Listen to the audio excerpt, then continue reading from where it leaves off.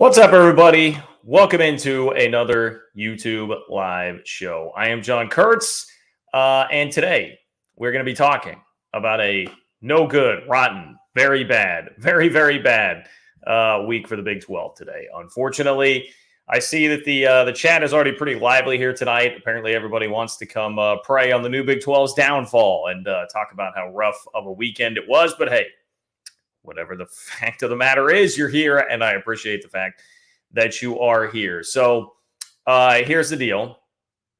Today, we will talk a lot of football. I purposely did not frame this as much around the lead story being an update on the Pac-12 situation, which I do think is very interesting. A legal breakthrough, perhaps, has been reached by Washington State and Oregon State in their legal battle with the Pac-12. At least to me, it seems like it would be a real breakthrough.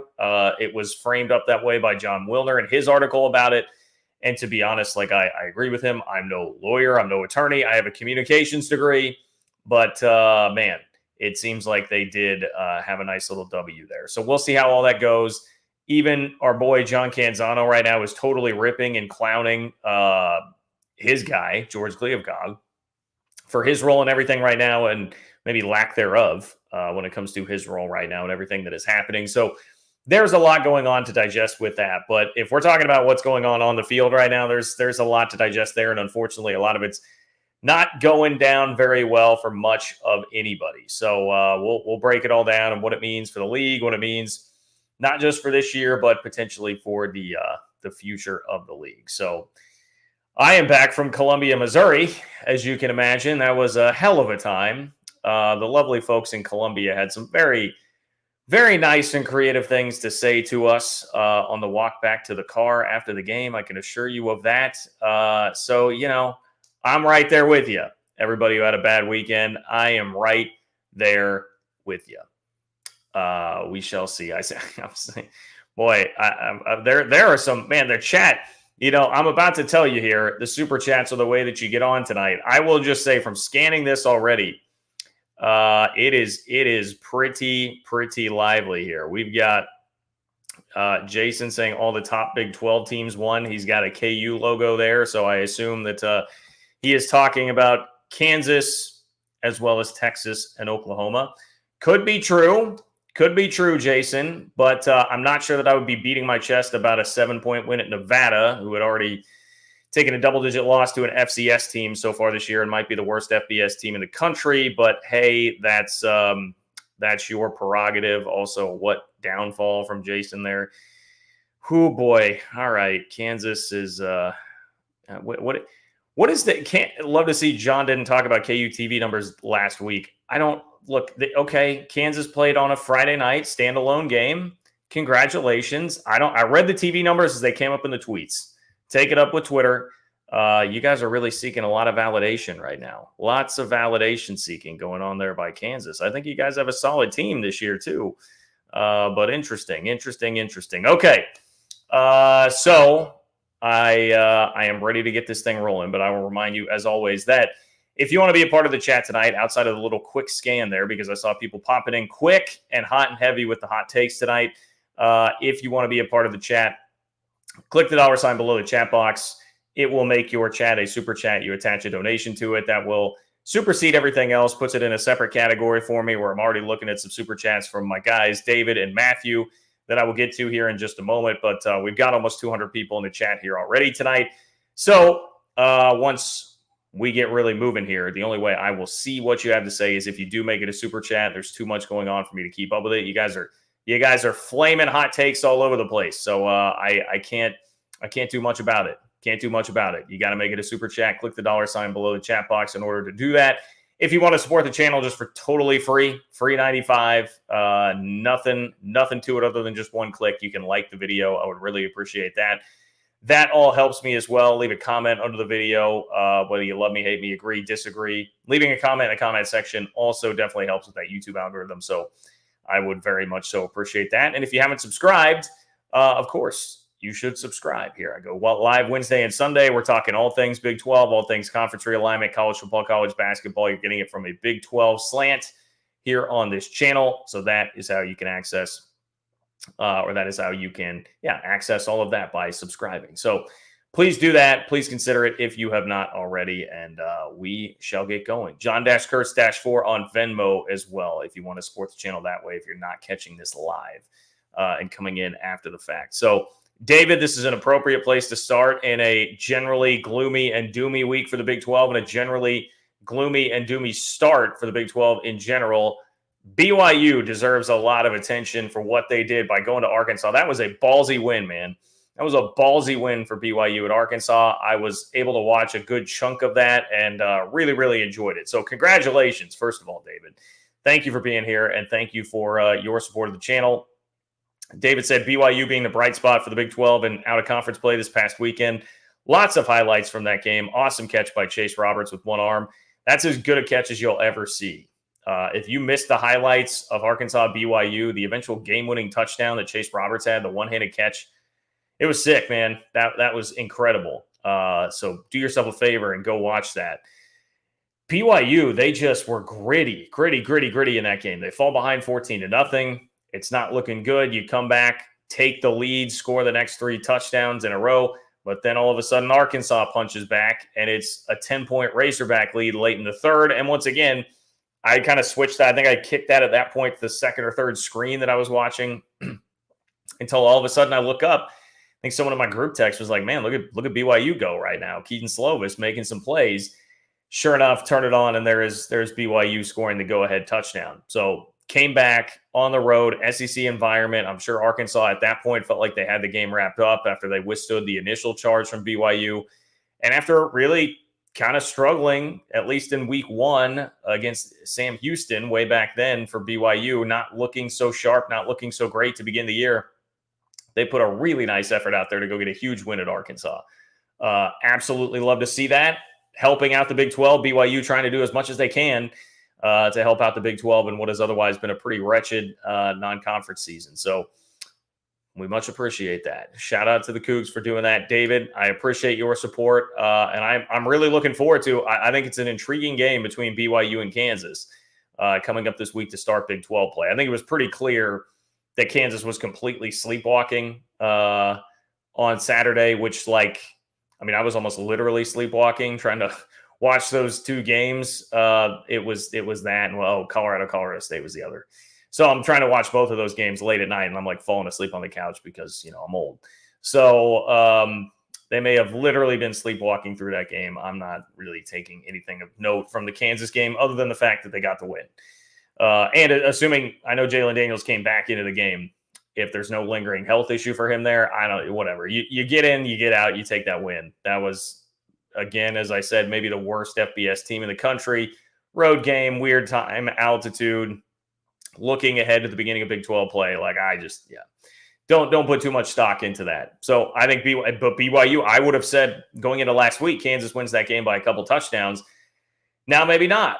We'll see if BYU has reached another gear here. But that is one bright spot. I will also give a shout out, David, to the West Virginia Mountaineers who got it done over Pitt. ESP, baby. I don't know if I'm allowed to actually say it here on the channel and still be monetized. So I'll just leave you with an ESP. Play some Sweet Caroline because West Virginia gets it done 17-6 over Pitt. Defense held Pitt to 211 yards of offense. Mountaineers only threw for 60 yards and lost Garrett Green, their starting quarterback. I saw that Neil Brown said an update should be coming tomorrow. So hopefully we'll get a little bit more clarity there. But either way, talented backup that I know West Virginia fans are looking forward to watching play. Handled himself well enough. CJ Donaldson did enough, and West Virginia gets a big win that Neil Brown absolutely needed. I mean, not only was that a little feather in the cap for the Big 12, Pitt, by the way, would stand no chance in the Big 12 after losing to Cincy and now their rival West Virginia in back-to-back weeks. But with that, Neil Brown gets a little bit of extra cushion. 2-1 now, has bounced back after an opening week loss at Penn State and then a rough first quarter against Duquesne. It was a little rocky there for a moment. West Virginia has rebounded and acquitted itself quite nicely. Do not think that they are the worst team in the league. That's a part of this for West Virginia. You just sit around and watch, Houston, Oklahoma State, Iowa State just implode and look awful. And suddenly West Virginia being picked last in the league does not look like that's probably something that's going to happen. But a lot of football left to be played, and this league is clearly going to be pretty unpredictable. Okay, Matthew, what's up, Matthew? Matthew, maybe this leads into the real point of the video here today. Appreciate you being here, Matthew, and your support as always. Matthew says, Big 12 not looking stellar, but lots of ranked teams appear vulnerable with close calls and letdowns. Lots of top 25 shuffling over the coming weeks.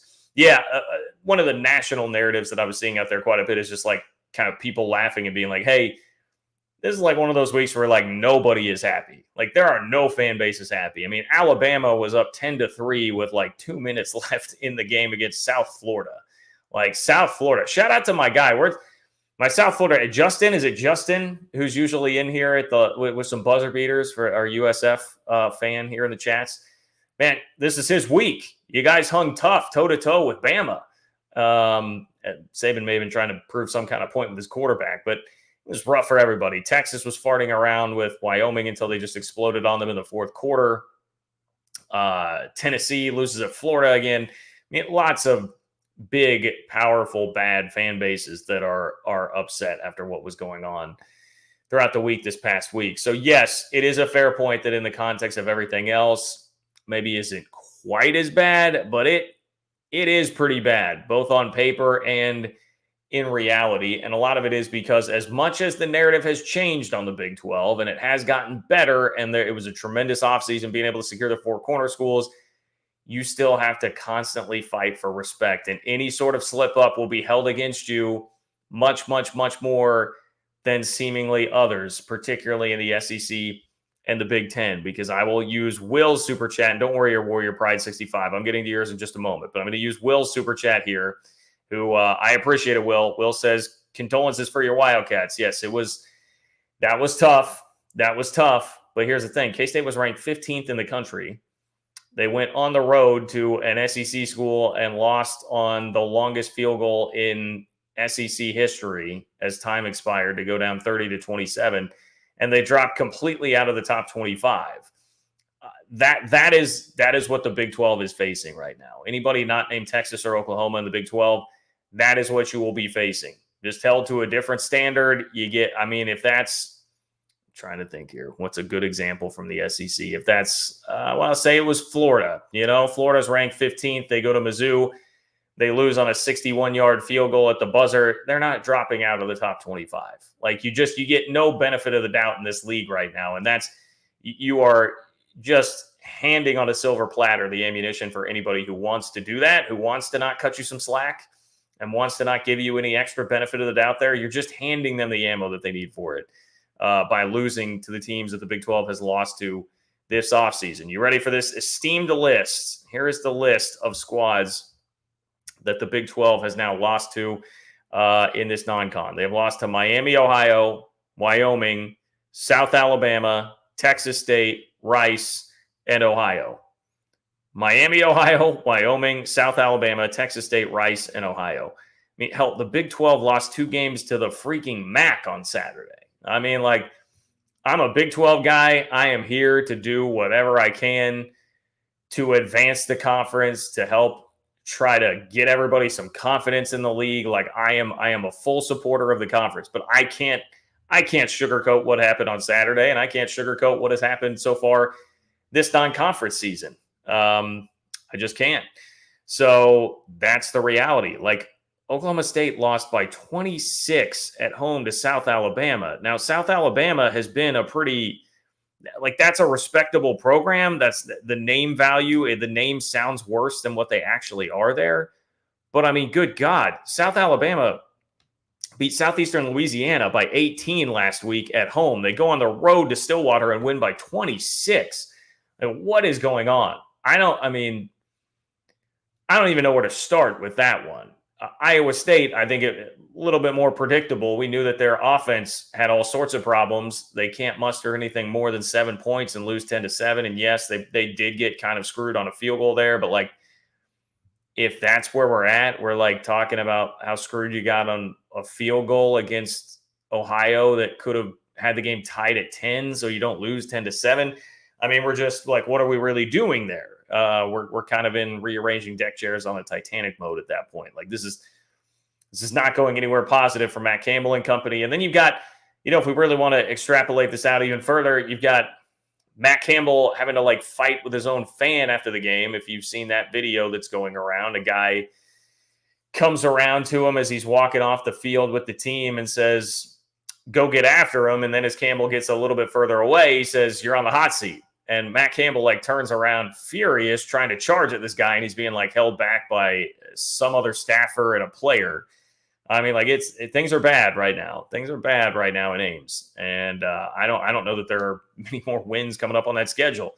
It's hard to see them. If there is one, it may be this week when they get to play Oklahoma State. In a game that has an over-under of 38.5, I saw earlier today, which is a pretty objectively hilarious number that Oklahoma State and Iowa State have for that game. So I don't know what Oklahoma State's doing at quarterback. They're still juggling doing this 3-quarterback thing, playing all of those guys, Rangel, Gundy, and Bowman. I mean, I don't know. None of it appears to be working very well. Maybe Oklahoma State fans have some sort of strong opinion, but it does not seem like there's anything concrete that's working too well as far as that goes. So it's bad.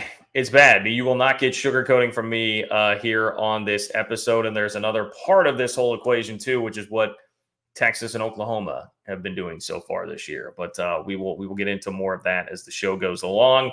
Again, if you want to be like Warrior Pride 65 here and have your question or comment make it onto the show, click the $ below the chat box. That is how you do that. Makes it a super chat, attaches a donation to your chat, supports the work that I'm doing here on this channel, as well as gets your voice heard, helps you control some of the content tonight. If you want to support the channel for free, just liking the video does help me a lot. Leaving a comment in the comment section before, during, or after also is very helpful.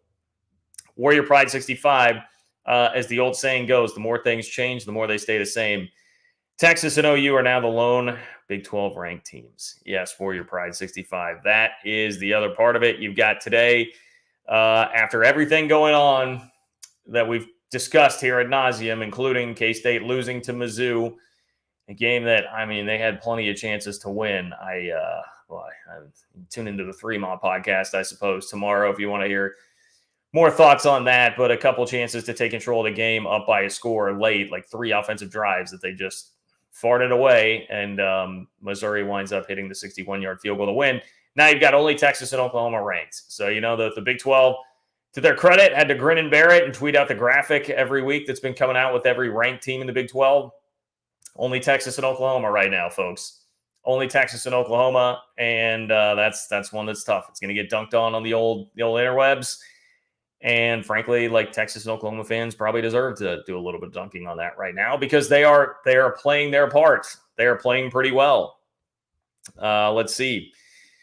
Texas did not really play that well on Saturday. And I will submit to you, Saturday was not the greatest of days for Texas. Seeing how Alabama looks and now seeing how Texas looked for 3 quarters against Wyoming, I think it just goes to prove the point that Texas may well still have enough of, the Texas of the last 14 years in them, where they're going to put out some bad efforts against Big 12 schools this year who might be more capable of beating them than Wyoming. So it lends credence to that theory that Texas still has not yet conquered the real demons, which are not being able to jump up and beat somebody really good in one game when your talent is all motivated and focused and ready to go. The issue for Texas has always been consistency and being able to do it week in, week out against teams that you are much more talented than. This would start to lend credence to anybody who said, like, hey, I've got to see Texas actually do it because I don't trust them. I don't trust them to take care of business, even if they got it done in one huge game against Bama. So, yeah, that's the other part of this. I mean, when we talk about why it's kind of a worst case scenario developing for the Big 12 now, you do not want to be staring down the narrative gun of, hey, Texas and Oklahoma, their last year in the league, they played for the conference championship. They are the only thing holding this league up, and now you're totally screwed losing them. Because as much as 2 years have helped, right? 2 years have helped with Cincinnati getting into the playoff and then TCU getting into the playoff. Huge TV ratings in the Big 12 championship game each of the last couple of years of 4 teams that are not named Texas and Oklahoma playing in it. All of those things have been great, and it should have built up a lot of cachet for the Big 12, and it definitely built up some. But what did I just tell you about K-State's fall out of the top 25 and how this league is going to be treated by everybody else nationally? you're not going to get the benefit of the doubt. So that is all you will hear. That is all you will hear. Paul Feinbaum, I'm sure, would take the opportunity to jump right back on the trashing the Big 12 bandwagon, for instance, if that is what is going to happen. And right now, I mean, I'm not, maybe someone has the answer. I'm not seeing anybody out there who looks like they are up to the task to go knock off either one of those teams, especially with the schedule that Oklahoma has right now, to actually get to Arlington. Now, I mean, I am interested to see what happens at Cincinnati this weekend as Oklahoma travels there, and Big Noon Saturday is going to be there. But God, I mean, Cincy, come on, man. Come on. Like when we talk about this bad week for the Big 12, Cincy, it was Miami, Ohio. I know it was a letdown look-ahead spot where you're coming off of a really nice win against Pitt and you're looking ahead to that first Big 12 game with Oklahoma. But, dude, just beat Miami, Ohio. I want to be all in. I want to be in. I want to be proven totally wrong about Scott Satterfield.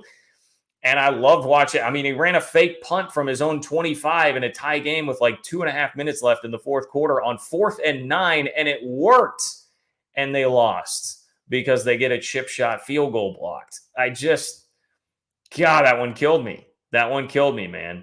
It did. So look, you're far from the worst offender or the only offender, Cincinnati, but that is a piece of this. And Oklahoma's schedule right now already setting up very nicely, and they appear to be rolling. They've had 3 games so far in the non-con, 2 where the offense looked electric, 1 where the defense looked electric, and well, I guess you could make a case that the defense has been better in multiple games, but 2 where the offense totally carried it with outstanding performances. 1 where the offense struggled a little bit against SMU last week, and then the defense was still very good and held things up. So, boy, I don't know. It's looking like a Texas and Oklahoma runaway here to get to the Big 12 championship game, and it's going to be up to somebody in the league to step up, or enough somebodies in the league to step up and keep them out of it. I mean, I still think K-State has a chance to do it. I'm not completely panicked about that loss. I think Mizzou is actually much better than they showed the first 2 weeks. Eli Drinkwitz's quote after the game about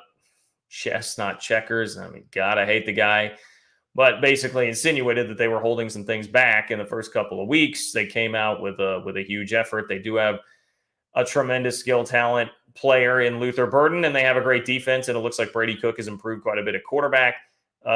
They might be able to do some damage and be an 8 or 9 win team in the SEC this year. So K-State has injuries on the offensive line that are really hurting right now. If they can get a little bit more healthy, perhaps they can string some things together here. But I don't know. Kansas does look pretty darn good. I'm still unsure if the defense is leveled up enough this season for me to trust that they could actually string together enough to get to a Big 12 championship game. UCF, there are some things that I really like there, but now you're dealing with a multi-week injury for John Rice Plumlee. And I know the backup put up good numbers this past week against overmatched competition. But I can just walk down the list. Maybe we should bring BYU now to the table with the win at Arkansas. But they're going to have a really tough test in Lawrence this weekend. So if they can get that, maybe I'll start becoming a little bit more open to that conversation. But this is where it just gets bad, man. I really, really fear what this narrative situation is going to be like for the league if it turns into Texas and Oklahoma play for the Big 12 championship here in the last year of the league. Everybody continues to look back at what happened in this pretty disastrous non-conference schedule for the league and just is unwilling to move past any of that. It's not totally a fair playing field right now. We know that it's not, and we know that it never has been, but you've got to be more perfect if you're the Big 12 right now to earn your respect. Now, there is a lot of attention on the SEC having some struggles here in the non-con, but the problem with that is now the SEC is being held to a higher standard, but they're mainly Power 5 teams that they've been losing to and struggling with. Florida State pounding LSU, for instance, gets a lot of attention. BYU beating Arkansas, that gets some attention, but BYU at least is a Power 5 school. It's not South Alabama, Rice, Texas State, these schools that have been beating Big 12 schools this year. So unfortunately, I fear that this could be a real issue for the league moving forward. Grove Nasty, what's up, Grove Nasty? Appreciate you being here. Thank you for your support of the channel. Grove Nasty says, hey, John, not too worried about our Cats just yet. Schedule is favorable. Going to be more frustrated if Mizzou loses to Memphis this week. Yeah, I mean, that would be frustrating. Look, I don't know what my my preference is on Mizzou at this point. I suppose the best thing would be for them to go on to have a nice season, but I do not care for them very much. So that's a tough putt. But I mean, I agree. Like, look, I said it before the game. I expected a dogfight, and it kind of played out the way that I thought it would. Mizzou came out firing. Clearly, Drinkwoods had been preparing for that game for a while. And then K-State kind of weathered the storm, and then they were in control. Like early fourth quarter, K-State's in control of that game, up 7 with the ball. They're up 4 with the ball. And if not for delay a game where they're getting a play set up that was popping for a touchdown, they miss it by like a second, and they have to kick a field goal. I mean, look, they were right there. They were about a play away from completely taking control of the game and winning it. But they lost, and you got to make those plays. So, and if you want to like real talk, I'm not sure that K-State's skill talent is up to snuff on offense for them to be a Big 12 championship caliber team again this year. That is one thing that I'm seeing here. And certainly the defense left a little something to be desired, giving up 350 through the air to Brady Cook. That was not great. Not great. But I appreciate it, Grove Nasky. Will, what's up, Will? Thank you for being here, Will. If you want to be like Will, by the way, and get your question or comment on the show, click the $ below the chat box. That is how you can attach a donation to your chat, make it a super chat. That will make sure that it gets on the show here. 450 people in the chat. I cannot keep up with everything. So you're going to have to do it that way if you'd like to be a part of it. Plus, it supports the work that I'm doing and bringing you Big 12 content week in and week out here on the channel. Will, in addition to the Big 12 struggling, the SEC has looked terrible other than the Pac-12, and it's the last year. No leagues look great through 3 weeks. Also a pretty fair point, but I mean, that's not exactly helping either. I mean, the Pac-12 looks great. Great. See what Washington did to Michigan State. I understand that there are some extenuating circumstances there, but they completely embarrassed Michigan State on the road in their own house. Oregon has looked pretty darn good so far this year. Oregon State, Washington State, they're both off to nice starts. They're about to play a ranked top 25 matchup this week.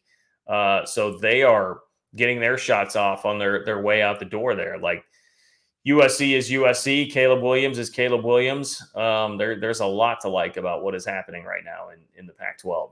And then throw on top of that, I guess, however you want to consider them, Coach Prime in Colorado, doing what they are doing and attracting just an insane level of attention, where I'm watching sideline interviews with Quinn Kesnick, who's with Offset from the Migos, and Lil Wayne's out there leading them onto the field, and the Rock's hanging out. Like, I mean, it's just wild what is happening in Boulder right now. But unfortunately, yeah, it's great for the Pac-12. They look great as a league here as the league implodes. Their leadership could not be more on the opposite side of what has actually been playing out on the field for all of these dudes. So shout out to the Pac-12. We have ripped on them because it has been a rough couple of years, more than a couple of years on the field for the Pac-12, but they've rounded into shape, and that conference looks awesome right now. It does. Utah, I left out Utah too. Obviously Utah off to a very solid start as well with the wins over Florida and Baylor. So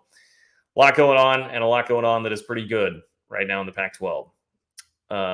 Warrior Pride 65. Any info on that false flag at the K-State game? I assume you're referencing, there was a video going around about a flag being thrown during the 61-yard field goal that Mizzou hit.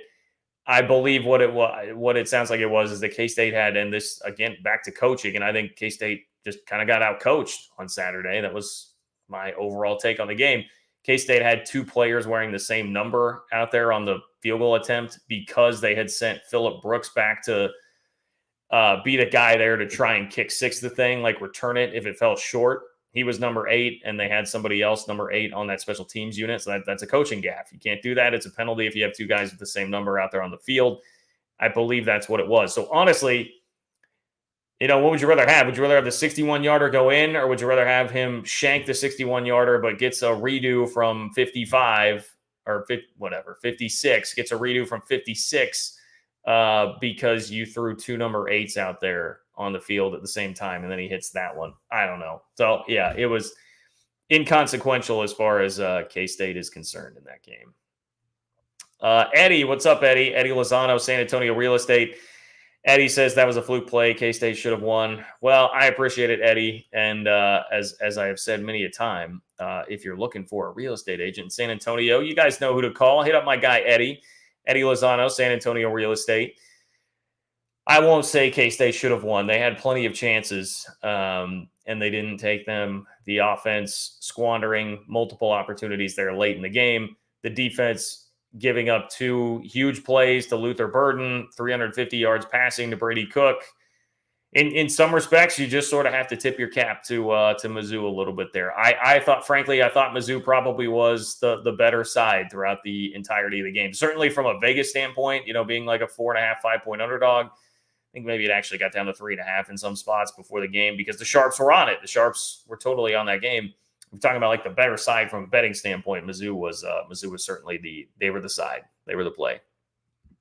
Will, what's up, Will? Checking back in. Will, boy, this is a hot button issue. Will, I think it's time to retire the Whittingham equals Gundy comps. Gundy's refusal to embrace NIL portal has damaged OSU. Whittingham is the better coach, IMO. Well, he certainly is right now. And that comp actually, this is really the first time hearing of that, but I think that's a very good comp for what they have been throughout the course of their careers. But like right now, yeah, there's no doubt who I trust more, and it's Kyle Whittingham by a mile. I've been teetering on Mike Gundy. It's like there have been cracks coming. There have been chinks in the armor. There's been enough to make you nervous over the last 4 or 5 years. And some of it stems from him being hesitant to really get on board with what the game is right now. And you wonder about the game kind of quote unquote passing Mike Gundy by a little bit. I think we are seeing some of that happening. But to be honest, they still got some guys out of the portal. Alan Bowman has at least been a guy that's played a lot of big time college football. It should not look that bad. It should not look as bad as it did where you lose 33-7 to South Alabama at home. There's a lot going on there, man. There is a lot going on there in Stillwater that they're going to have to get figured out in a hurry because, the other thing, like Arizona State. So you think, hey, that's nice win. Last week, I praised them for that. Go on the road, beat Arizona State. And it's still, certainly don't apologize for it. But did we see what happened to Arizona State this weekend? I was paying attention to this because it was my lead pipe lock of the week on 3MA that I had Fresno State covering in that game. But Fresno State went in and just drilled them on the road. I'm trying to pull up the final score officially for you here. Fresno State wins 29-0. 29-0 at Arizona State. So now all of a sudden, you don't feel so good about that win. You don't feel so good about beating Arizona State on the road if you're Oklahoma State. So I think there are some real problems there. For Mike Gundy and company. Starter 179. What's up, Starter 179? Thank you for being here. Appreciate your support of the channel as always. Starter 179 says, Houston, we need better. You want the buzz for being a sleeping giant, but you can't fill a 45,000 person stadium. This is why we think Houston didn't belong in the Big 12. All right, Starter 179 is bringing it strong here today for Houston. I did see some crowd shots, some pictures. It was not full for the Big 12 opener, first game for Houston in the Big 12, and playing an in-state rival in TCU, a school that they obviously have history with. So you think the excitement should have been running at about peak levels as far as it goes for Houston right now going into that game, and unfortunately it did not appear to be there. Houston didn't give them a whole lot, certainly offensively throughout that game either. Their only touchdown came on a kick return TD. Thought Chandler Morris looked pretty solid for TCU, played a nice game. Horned Frogs kind of just took care of business, they were in control of that game the entire way and sort of just kept inching further and further away throughout. So nice one to build on for TCU. Houston, again, appears to be in for a bumpy ride this year. Dana Holgerson said it was unacceptable after the game, especially with the offense, look, Dana, it should be better. Donovan Smith does not appear to be really working out as like the guy that you would have hoped at Houston so far at quarterback, and I don't know what the answer actually is for them there, but they look pretty far away right now from being able to like legitimately compete in the Big 12 conference. So, there is potential there, quite obviously, with being a school in the state of Texas and in such a massive metro and recruiting and all the things that you could do there. But that was not a good look. It's not been encouraging really so far for Houston. But there's a lot of season left to go, and as we've seen, damn near everybody in this league has some pretty big flaws right now. So maybe Houston still can fight and scratch their way to bowl eligibility. Julius, what's up, Julius? I appreciate you being here. Thank you, my friend, and always appreciate your great support of the channel. Thank you so much for that. Julius says, howdy, John. I'd like to wish every Big 12 team the best of luck in Week 4, Kansas included, and ask everyone to hit that like button. Go Cougs. Well, I appreciate that, Julius. And as Julius said, please do hit the like button if you have not yet. Totally free way to support the channel, and it is always much appreciated. Also appreciated if you leave a comment in the comment section before, during, or after. That would also be much appreciated. Totally free ways to support the channel. You can click the $ below the chat box if you want to attach a donation to your chat, make it a super chat, and support financially. John-Kurtz-4 on Venmo is another way that you can do that if you're not watching live. But this is what we're talking about. BYU fans, incredibly nice. How many opposing fan bases are coming on here saying, like, hey, we're wishing best of luck to everybody, including Kansas, the opponent coming up this week for BYU. They are extremely nice people, folks. You can't hate them. You can't hate them. Not sure how Utah fans do it. I don't understand. Julius, thank you for being here, and thank you for your support of the channel, as always. Same thing to Alan. Alan, I appreciate you being here, and I appreciate your condolences here. Alan says, John, sorry about K-State. KU didn't do much better. Have to up our game to beat BYU. Realized watching Drinkwitz postgame why I hate Mizzou. What a jerk. November 18th, pregame at the Hawk. Rock Chalk Jayhawk Allen. Hey, thank you, Alan. Alan, I'm going to be honest. Here's the thing about the game in Lawrence. I was already on the fence about it because I have twice been in Lawrence for football games that K-State lost. Now, that was a long time ago because, as you guys know, I feel like I've reminded you the last time that K-State lost a football game to Kansas, George W. Bush was still in the White House. So it has been a minute, but way back when, I did watch K-State lose twice in Lawrence. Miserable experience, and I was reminded of what that experience was like on Saturday walking out of Faurot Field in Columbia, Missouri. So I did 10 years where I was covering the team on the beat, media guy, much different experience than being a fan, rocking the visiting team's colors. I think the only road game I have been to since I left the media world officially was Kansas in 21, which Lance just wasn't there yet. You kind of knew K-State was going to win that game. I didn't have many fears about that at all, and it turned out fine. This was the first time where I had gone to like some real stakes, and boy, yeah, Mizzou fans let us have it after the game. Not very nice. Not very nice at all. So, and yeah, I mean, look, Drinkwitz, he's a D-bag, but he definitely outcoached Kleiman and company on Saturday, so it is what it is. But yes, I am not much of a fan there. Not much of a fan. So anyway, I guess to finish that story, Alan, I'm sorry, I got sidetracked on the story by the other part of your comment. That was all a setup to say, I don't know if I can take Lawrence this year. I don't know if I can take that chance, man. I don't know if I can take that chance. Not a fun experience. I don't know if I have the guts for it. I'll be honest. Don't know if I have the guts for it. So we'll see. We'll see, Alan. To be determined on that front. Where are we at? Snappy AJ. What's up, Snappy AJ? And Alan, either way, really appreciate your support of the channel. Thank you, man. Same with you, Snappy AJ. Okay. I like this. Snappy AJ, Oklahoma State fan. I definitely want to hear from Oklahoma State fans and where you're at right now on Gundy and all this after that game. Snappy AJ says, hot take from an OSU alum who has defended Gundy for years. Wondering what it'd cost to buy Oregon State football. Discount for the same colors. Should be. I feel like, Oregon State football this year is very akin to what you would think of for like quintessential Oklahoma State under Gundy. And if Gundy were perhaps a little bit more on the forefront of embracing NIL and the transfer portal, maybe that's what it would look like. They've got DJU out there slinging the pill for him right now. Looking pretty good. So Snappy AJ, it seems like you're fairly out here on the Gundy thing right now. I don't know. I would just be very curious what the tenor is around Stillwater with people and how the fans really feel about this, because long time, and believe me, I've been there.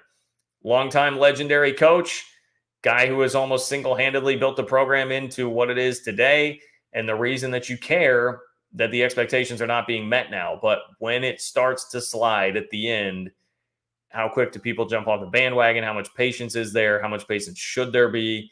I am very curious about all of that for Oklahoma State, because I don't know. It feels like the wheels are coming off. I mean, Oklahoma State's only 2-1.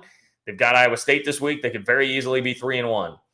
And maybe we're sitting here feeling like we're overreacting a little bit. But when everybody was already suspicious of this, it's hard to not see this and take it a little bit further and be like, man, it seems like there are some real problems in this program right now.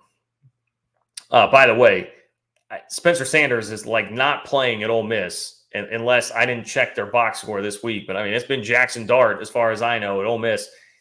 He left to just go ride the bench at Ole Miss. Meanwhile, Oklahoma State flounders with no quarterback this year. I mean, that just, what a weird, and I guess an indictment on Gundy there. Just a weird way that all went down. And like, it just makes you sit there and look at both of them and be like, why? Why? Like, why are you guys doing this to each other? But hey, it is what it is at this point. Toothpaste is out of the tube there. Cap fan in Huskerland, a.k.a. Daniel Osborne. What's up, Daniel? Thank you for being here. Daniel says, congratulations to Missouri. That was a heck of a heartbreaking kick at the end of the game. Having said that, I am bummed about the loss and hope the Cats bounce back next week. Great show, John. Go Cats. Well, thank you, Daniel. You were very gracious in defeat there. Probably much more so than I was, certainly in the immediate aftermath of the game. So I can appreciate that. I can appreciate your attitude there, Daniel. And yes, hope K-State bounces back. I did see the early line at 8, as high as 8 for K-State UCF this weekend. I'm sure the thought there from Vegas would be, hey, home night game, coming off of a loss, motivated team, ready to get Big 12 play started with a win. I think it's probably, you're seeing Vegas there use a lot of the stuff that kind of worked against K-State last week, now working for them with what that line is. And of course, a huge part of that is John Rice Plumlee being injured and presumably out. I know Malzahn said last week it was going to be multiple weeks, so I assume that he's out, but I haven't seen anything like official yet this week. I guess we'll probably start to find out more as people have press conferences tomorrow and Tuesday. But yeah, I mean, it's a spot where like I would think K-State bounces back, but I don't. K-State's a little beat up now too. Daniel Green, arguably their best linebacker, certainly a very good linebacker. It looked like he really hurt his shoulder in the game. Will Howard was clearly very visibly limping at the end of the game and very hobbled, which definitely hurt K-State in the offense. So I don't know, man. I don't know. There's a lot up in flux, I would say, with K-State at the moment. Daniel, what's up, Daniel? Daniel, thank you for being here and just seeing the first line of what it is that you put out here. I'm excited for this take because I've been feeling a little bit down about this whole thing. Okay. Daniel says it's not as dire as you think. West Virginia won the brawl with a backup quarterback. BYU won. It's just week 3. We will see how good West Virginia is after they beat the Cactus Mafia this Saturday. Hey, let's go Mountaineers. All right. Daniel's bringing it strong. Daniel's got a little something to say to the Cactus Mafia. I don't know how the Cactus Mafia folks in here feel about that. Texas Tech, West Virginia. Saw that Tech is a 3-point favorite in that one. I mean, that will be I'm very interested to see who comes out there. Sounds like Tech now is there a little bit of a controversy with Baron Morton, who I believe played a lot of the second half of that game, if what I read was correct. I have not, unfortunately, had a chance to look at much of the Tarleton State Texas Tech game. But what we shall see. We shall see there. I still feel like Tech is a pretty solid team. But I don't, maybe the ceiling goes up if it is Baron Morton. I don't know. I will be interested to see how all of that plays out. And yes, you are right. Like the season is young and teams could go in and beat Texas. And I just told you last week, Texas beating Alabama was a very good thing for the rest of the league because not only does it set Texas up potentially to falter here, get a little bit overconfident, but also it when they inevitably do, it gives you more cachet. If you beat a Texas team that beat Alabama and everybody was really high on and jumps into the top 5, like that helps out anybody that's going to beat them and their profile. So that does still exist out there. That carrot is still out there for somebody to get. It could happen, but I still think when I said earlier, toothpaste out of the tube, toothpaste may be out of the tube this year on the Big 12. And then after that, Texas and Oklahoma leave. So it becomes almost more important then to take advantage of your non-conference opportunities because you will have less against like the real elite brands, teams that people respect and would not drop 10 spots out of the top 25 for a 3-second loss at the gun on the road to an SEC team. You'll be losing some of those opportunities. So it's a hard thing to make up. When the narrative starts to get formed, it's a really hard thing to reverse. I know Yormark's a good marketer, but it's tough to market away losses to South Alabama, Rice, and Texas State, right? It's a hard thing to do. It's a tough putt with the marketing. But I'll say this, I like the optimism, Daniel, and I probably need more of it. I can tend to lean pessimist for sure. Oh, Beavers on a rampage. Here we go. Beavers on a rampage. I love the name. I love that we have an Oregon State fan in here. And man, after the nice compliment by Snappy AJ earlier, Beavers on a rampage, he complimented your program, said he wanted to trade. And this is the per payment that he gets. Beavers on a rampage says, congrats, Oklahoma State, 33-7 against South Alabama at home. Hard to imagine a worse loss. This is like the anime nerd stealing your girlfriend. Oh boy. Hope we don't have any anime fans in here because now those are fighting words to them. Beavers on a rampage. I will say, I will be more lenient to you throwing fire at everybody around here because I very much sympathize and empathize with the position that you're in right now, having a pretty good football team and no league to play in because all the bigger brands, many of whom do not achieve at the level that you do relative to their resources, are now ditching you and leaving you high and dry. So I understand, but the Big 12 was just doing what it had to do here. Okay, so, look, but Oklahoma State fans, you got to fire back now. Beavers on a rampage. We got a Beaver going on a rampage here in the chat, okay? There's a Beaver going on a rampage here in the chat. I don't know if we have a Cougar yet, but if we could get a Cougars on a rampage in here, that would be great as well. And I don't know, maybe someone's going to pistols firing back at this guy. Do we have any pistols firing back at Beavers on a rampage? We will find out. Thank you for being here, Beavers on a rampage, and I appreciate your support on the channel. Starter 179. What's up, Starter 179? Starter 179 says Texas Tech gets the highest ranked wide receiver in state history, 5-star Hudson. This gives the entire conference relevance that elite recruits are coming to the Big 12. Well, it definitely helps. It definitely helps. That is something. I can't remember if we talked about that on the last live show or not. I think maybe you got a brief mention. Is it Micah? It's Micah Hudson, right? Do I have that right? Chose Texas Tech over Texas. 5-star player, definitely a huge get. He cited the relationship he had with the coaches as a strong selling point as to why he wanted to be there. Look, Joey McGuire can definitely recruit, and yeah, showing that you can pull a guy away from Texas is great. It's awesome.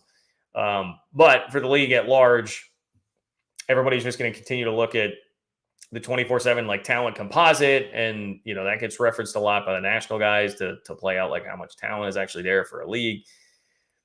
Talent composite is not going to change drastically just because of one guy. If the rest of the league can ride some of that momentum and continue to get more and more players there and better talent, that will really help out. But so much of it, and I kind of hate it. I used to listen to Andy Staples and Ari Wasserman quite a bit before Staples moved to On3. And it was like, Ari Wasserman, who came, background covering Ohio State. Like, I get it where he is at and the perspective that he has. But, there's not much mind paid to anybody that's not the top 10 to 15 of the talent composite. Nobody really taken seriously at all outside of that here. So some of that will have to change. But Texas Tech is certainly, that's doing your part, man. That is doing your part to get there and help change it by landing a kid like that. So shout out to Joey McGuire for doing it. You guys are doing well here. Not everything is negative. Bringing back some positives to push back on me a little bit here. I'm here for it. I am here for it. Matthew, what's up, Matthew? Matthew, thank you for your support. Matthew says, crazy to see the situation at Iowa State. Coach Campbell was rumored to be nabbed for big teams a couple of years ago. ISU looking bottom 3 of the Big 12 this year. Yeah, I saw it was even making its way to like Big Cat from Barstool tweeted out like, man, Matt Campbell really messed up by not taking a job when he was the biggest thing in college football. At one point, he was turning down, was it the Jets? He turned down an interview with somebody in the NFL, and I want to say it was the Jets. I mean, that's a pretty crazy fall from grace to go from turning down NFL jobs to walking off the field after a loss at Ohio and having a fan yell at you that you're on the hot seat and turning around and like acting like you want to go fight the dude. So that's a hard fall. That's a hard fall. Now, I would think that Iowa State is going to have quite a bit of patience with him, seeing as, I mean, he's basic. Would you consider him the most successful coach in school history? I guess, like, is Dan McCarney the main competition there? I mean, he certainly is close if he isn't it. And this is me just off the top of my head. This may be an obvious answer, Clone fans. I apologize if I don't have that right. So he's probably going to get a lot of leniency, and he's probably going to get some time here to turn this thing around. But they've got to do something about the offense. Understanding, of course, that they took some hits with Brock and Hanukkah and Deckers all going down in the gambling thing. But it was this bad last year too. We're going on multiple years now. This just being wretched. You already made a change at offensive coordinator. I don't know if this needs to be a philosophical change. I don't know what it needs to be, but it needs to be something, because they just ruin good defense all the time, which happened again on Saturday in a game that you lose 10-7. So it is wild. It is wild to see what the situation is there. And I don't think you're going to see him being brought up for these major jobs so much anymore.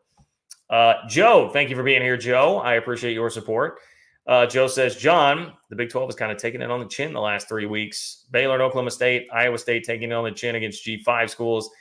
Texas Tech, Cincy also losing to G5 schools. Yeah, you are correct, Joe. It's been a sad state of affairs as far as that goes. It really has. I don't know who I've not gotten to. I think we covered Oklahoma State. We covered Iowa State. We obviously covered Tech when they lost to Wyoming. We covered Cincinnati, which, like, that was really the one to me where I'm just like, I mean, Oklahoma State had the worst loss of the weekend, but the most disappointing one to me was Cincinnati, because I've been really excited to see that Cincy-Oklahoma game this week. And I was starting to come around and be like, man, I'm even wrong here on Satterfield. I wanted to see that. I also love the guts of the fake punt. And then to screw up that drive, I mean, that feels, oh, come on. So, but let's, we can touch on Baylor here. They beat Long Island 30-7, I believe was the final there, but it was still a pretty sloppy game for Baylor. I don't know.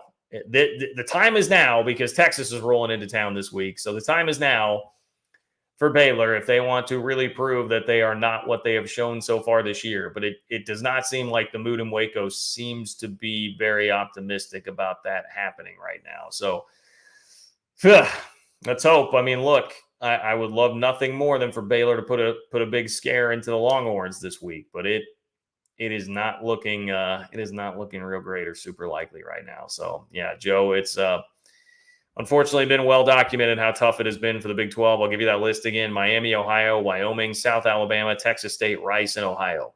All schools that the Big 12 has lost to so far this year. Nick was in Stillwater. Nick, thank you for your support. Thank you for being here. Sincerely, thank you for being here and being brave enough to talk about that, because I know what it's like, man. I know what it's like to watch your squad lose. I mean, I sat and watched K-State lose to Arkansas State not that long ago, 2020. Watched K-State lose to North Dakota State in their first game after winning the Big 12 in 2012. Opener in 2013, they lose at home to North Dakota State. But Nick says, no words for what I witnessed in Stilly Saturday. This is the first time since Gundy arrived that I feel true concern. He has earned enough cachet to have a down year, and I don't want to watch us undo all that we've accomplished. Yeah, I mean, that's the tight wire that you're walking right now. And I also think that in these sort of scenarios, the stakes are so much higher right now that we have this existential threat back in on all the Big 12 schools. I know you guys may get sick of me, like, I just go back to my experience, but covering the end of Bill Snyder at K-State, it was getting very much this way. Many people felt like, hey, the guy has enough slack to have a couple of down years here. It's okay. But then there's a crowd being like, look, but this thing it's getting close to falling off a cliff, and it would take you years to recover. And that is something you cannot afford to have happen. And luckily for K-State, it worked out to where Gene Taylor really had to finesse that and made it work pretty well to get the change in. And it happened just in the nick of time, because it was right before COVID, right before NIL, right before transfer portal, things that would have just been a disaster under Snyder 2.0 as the way that program was constituted. And that was before the existential threat came back in with Texas and Oklahoma leaving, which just adds a totally different level of stakes to everything. So the point being here, Nick, you got to be right, and you can't be too late here because, I mean, if you mess it up and you're going to go through a desert here for 5 years or something with the program to get it back rebuilt, taking that sort of reputation hit when we could be coming back around to like the next round of things, and who knows where this is going to go. Obviously, I hope that the Big 12 stays together and continues to get stronger, but if there is the SEC getting a wandering eye or the Big 10 getting a wandering, like somehow this is going to change, like you got to be ready. This is a stay ready moment. You got to be ready, and you need your programs looking as attractive as possible. It is not a great conundrum to be in at this time for Oklahoma State, I would say. So do not envy you. Do not envy what the situation is there. And also just the hot takes that I'm sure are flying around there with Gundy, because he can be a pretty polarizing figure anyway. So Nick, my condolences, man. I feel for you. That was rough. We both had a rough Saturday sitting in a couple of football stadiums. So isn't it great that we rest our happiness and mood in the arms of 18 to 22-year-old college students every Saturday? What a thing that we do. What a lovely thing that we do. Cougar Tracks. What's up, Cougar Tracks? Cougar Tracks says, do you think -8 for Kansas BYU is about right? Cougar Tracks also says the only thing a Beaver is good for is making hats out of them.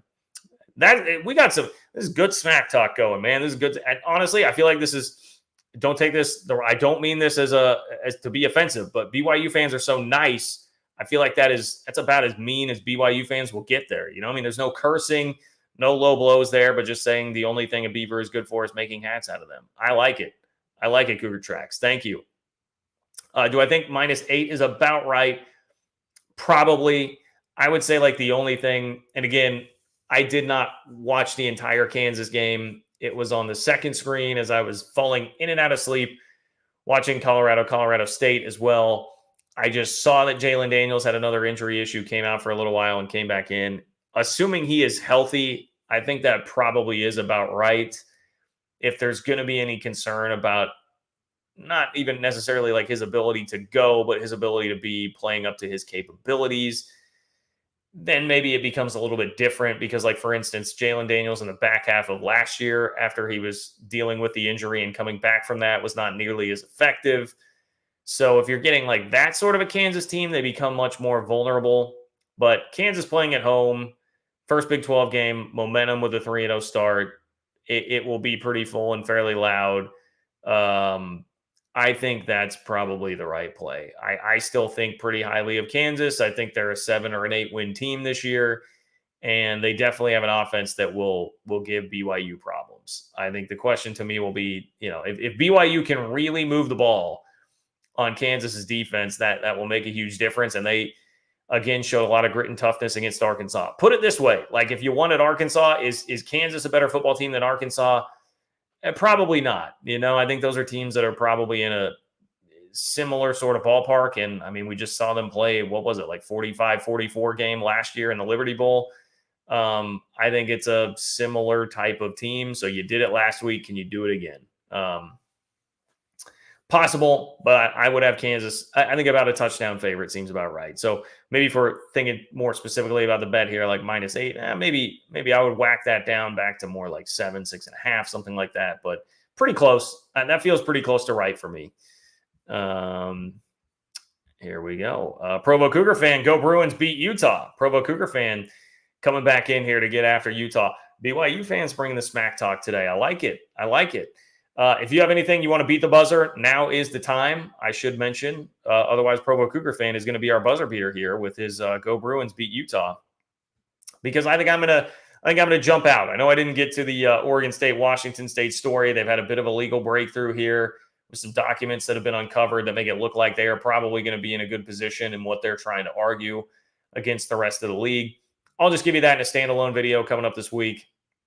You'll see it between now and Wednesday to get that update out there on what is going on with the Pac-12 situation. So if that is what you were here for, I do apologize. But made sure that I made it clear from the beginning that this video, the focus was going to be what's happening on the field, the predicament that the Big 12 is in because of what has happened on the field, and where the Big 12 goes from here, and all the problems that can occur because of that. So anyway, I think that's going to about do it for me. I'm trying to scroll back through all of the chat that I missed. How was the chat tonight? How was the chat tonight? I only saw the super chats. You guys let me know. You guys let me know how the chat was here on the way out the door. I will give you a couple of reminders here at the end, as always. Please like the video if you have not. 450 people in here. Like the video if you haven't. Totally free way to support the channel. If you do feel so inclined, you can also donate on Venmo. It is John-Kurtz-4 if you would like to do that. If you did not catch this live, leave a comment in the comment section, whether you agree, disagree, love me, hate me. All of that stuff really helps. I would much, much, much appreciate that. It is totally free. And spread the word about the channel. Word of mouth. If it is a friend, a family member, whoever, somebody that is a fan of your squad or a fan of the Big 12, let them know about this channel. Let's continue to make it grow. Spread the word on social media. Facebook, Twitter, Instagram, X, Spaces, whatever the kids are calling it, MySpace, Zanga. Let everybody know on social media about the channel as well. I would much appreciate that. Think that is going to be it here. I mean, wow, Jason says a KU fan, but I think I'm going to take BYU plus 8.5. That's interesting. I would disagree a little bit there, Jason. I wouldn't be too. I don't know if that's based on just the performance at Nevada. I would pretty much just throw that one away. But that'll be a really interesting game. We can talk more about it on Wednesday. Look ahead to the rest of the Big 12 slate. Oh, that actually reminds me. Thursday. We can talk more about that on Thursday. Because I will be at a concert Wednesday night, so I will not be able to do a live show. Thursday for your next live show. I'll remind you certainly on Twitter, and I will try to post a reminder on the channel page as well for that. But Thursday. That's going to be the day. Okay. Elumen, I hate you, John. Well, Elumen, I love you. Because I'm a nice guy, and I'm going to take the lead from BYU fans today and be very nice to you on the way out the door. So I like you just fine, Elumen. I hope things turn out okay for you. Take care, guys. Appreciate you being here, and I will talk to you all soon.